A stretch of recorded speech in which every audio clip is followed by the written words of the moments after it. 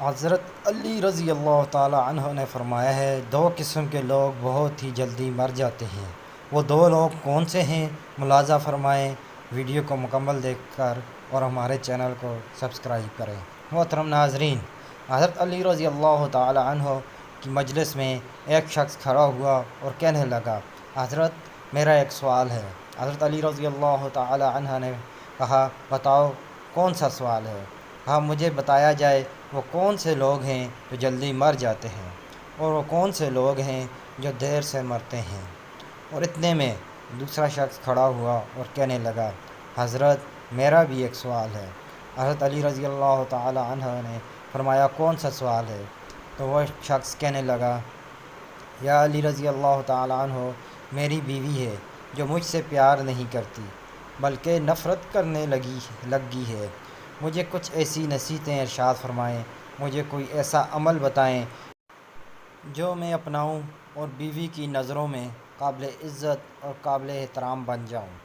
حضرت علی رضی اللہ تعالی عنہ نے ارشاد فرمایا، اس سے پہلے والے شخص کو مخاطب کر کے جس شخص نے کہا تھا، حضرت وہ کون سے لوگ ہیں جو جلدی مر جاتے ہیں اور وہ کون سے ہیں جو دیر سے مرتے ہیں؟ تو حضرت علی رضی اللہ تعالی عنہ نے ارشاد فرمایا، دو قسم کے لوگ جلدی مر جاتے ہیں۔ پہلے وہ لوگ جو غصہ کرتے ہیں۔ حضرت علی رضی اللہ تعالی عنہ نے ارشاد فرمایا، جو لوگ غصہ کرتے ہیں، غصہ کرنے والے لوگ دیگر لوگوں کی نسبت سے جلدی مر جاتے ہیں۔ غصہ کرنے والے لوگ، جو کہ ہمارے معاشرے میں یہ بیماری بہت زیادہ پھیلی ہے، ہر بندہ غصے میں بھڑکتا ہوا نظر آتا ہے۔ غصہ کرنے والا شخص نہ اللہ تعالیٰ کو پسند ہے، نہ ہی اللہ تعالیٰ کے رسول صلی اللہ علیہ وآلہ وسلم کو پسند ہے، اور نہ ہی اللہ تعالیٰ کی مخلوق کو پسند ہے۔ غصہ اس سلگتی ہوئی تیلی کی مانند ہے جو دوسروں کو جلانے سے خود جلتی ہے۔ فرمایا، غصہ کرنے والا شخص بے خوابی کا شکار بنا رہتا ہے۔ غصہ کرنے والے شخص کو نیند نہیں آتی۔ غصہ کرنے والا شخص نیند سے محروم رہتا ہے۔ غصہ کرنے والا شخص سکون سے محروم رہتا ہے۔ غصہ کرنے والا چین سے محروم، قرار سے محروم۔ غصہ کرنے والا شخص پھیپھڑوں اور دل کا مریض بن جاتا ہے۔ جب یہ پھیپھڑوں اور دل کا مریض بن بیٹھتا ہے تو یہ شخص جلدی مر جاتا ہے۔ ناظرین اکرام، غصہ انسان کی شخصیت کا باطنی اظہار ہوتا ہے۔ جب انسان کے مزاج کے خلاف کوئی بات ہو جائے تو اسے ناپسندیدہ عمل کے رد عمل میں کیے جانے والے اظہار کو غصہ کہتے ہیں۔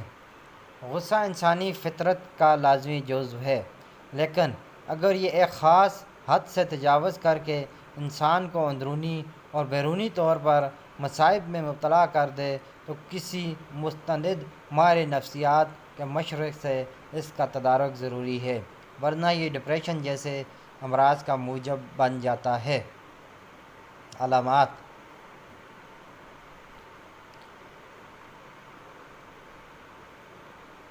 غصہ کرنے والے شخص کو ہائی بلڈ پریشر، چہرے کا سرخ ہو جانا، دل کی دھڑکن کا تیز ہونا، تیز تیز سانس لینا وغیرہ۔ ایک شخص نبی کریم صلی اللہ علیہ وآلہ وسلم سے سوال کرتا ہے، یا رسول اللہ صلی اللہ علیہ وآلہ وسلم، وہ کون سا عمل ہے جو مجھے اللہ کے غضب سے محفوظ رکھے؟ تو آپ صلی اللہ علیہ وآلہ وسلم نے فرمایا، تم غصہ نہ کیا کرو، اللہ تعالیٰ بھی تم پر غصہ نہ ہوگا۔ جوانوں، اگر لمبی عمر چاہتے ہو، دوسرا شخص وہ جو ہر وقت، ہر گھڑی، ہر لمحے اپنی نظریں ادھر ادھر پھیرتا رہتا ہے، وہ شخص بھی جلدی ہی مر جاتا ہے۔ جو شخص دنیاوی لذتوں کے پیچھے بھاگتا رہتا ہے، وہ بندہ دنیاوی خواہشات کے پیچھے بھاگتا ہے، موت اس کے پیچھے بھاگتی ہے۔ جو بندہ دنیاوی لذتوں کا پیچھا کرتا ہے اور موت اس کا پیچھا کرتی ہے، دوڑتے دوڑتے یہ شخص جیسے ہی دنیاوی لذتوں کے قریب جاتا ہے، نفسانی خواہشات کے قریب جاتا ہے، جیسے ہی لذتوں کو چھونے کی کوشش کرتا ہے، لذت حاصل کرنے کی کوشش کرتا ہے، تو یہی لذت اس بندے کو پکڑ کر موت کے منہ میں لے جاتی ہے۔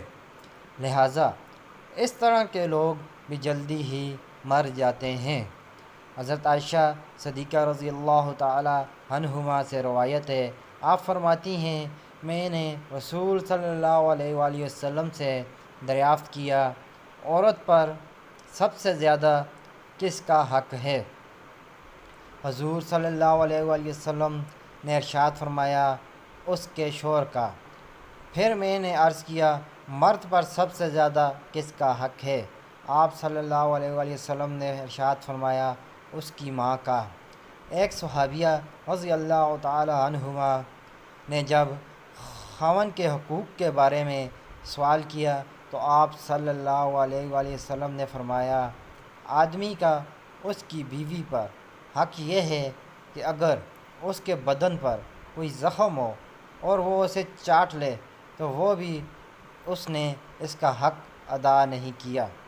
حضرت ام سلمہ رضی اللہ تعالی عنہما سے روایت ہے کہ حضور اقدس صلی اللہ علیہ وسلم نے ارشاد فرمایا کہ جس عورت کا اس حالت میں انتقال ہو جائے کہ اس کا شوہر اس سے راضی ہو تو وہ عورت جنت میں داخل ہوگی۔